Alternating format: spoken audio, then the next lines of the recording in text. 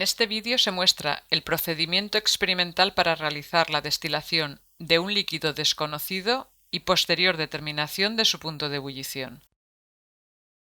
Utilice el dosificador para depositar en el matraz de fondo redondo 30 ml del líquido problema asignado.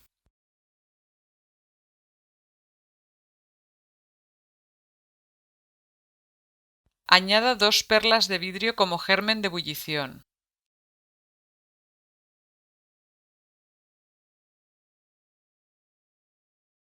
Para realizar el montaje de destilación simple, coloque la manta de calefacción sobre un taco de madera y sobre la manta sujete firmemente el matraz de fondo redondo con una pinza, por debajo del borde superior del esmerilado.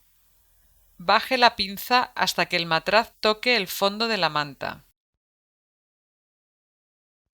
Coloque la cabeza de destilación, que llevará insertado el termómetro con el bulbo a la altura de la salida lateral. Encaje el refrigerante en la salida lateral de la cabeza de destilación y fíjelo al soporte en esa posición con la nuez de la pinza. Coloque el colector acodado y asegure la junta esmerilada con un clip. Encienda el circuito de refrigeración y compruebe que proporciona flujo suave y constante. Enchufe la manta a la red y comience con el regulador entre el 40 y 50%. Recoja las primeras gotas de destilado en un vial. Según avanza la destilación, puede aumentar o disminuir la regulación para recoger a una velocidad de 1 o 2 gotas por segundo. Anote el intervalo de temperaturas mientras recoge esta fracción de destilado.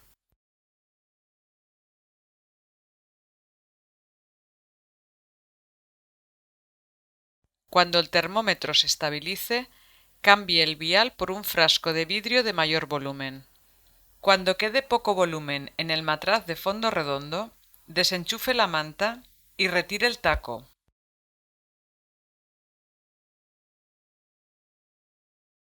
Aleje la manta de la zona de trabajo.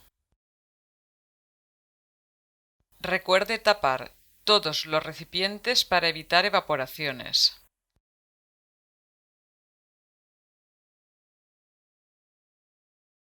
Para desmontar el sistema, empiece por la última pieza colocada, es decir, por el colector acodado.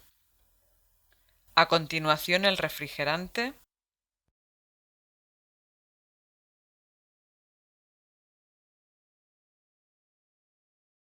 Y por último la cabeza de destilación.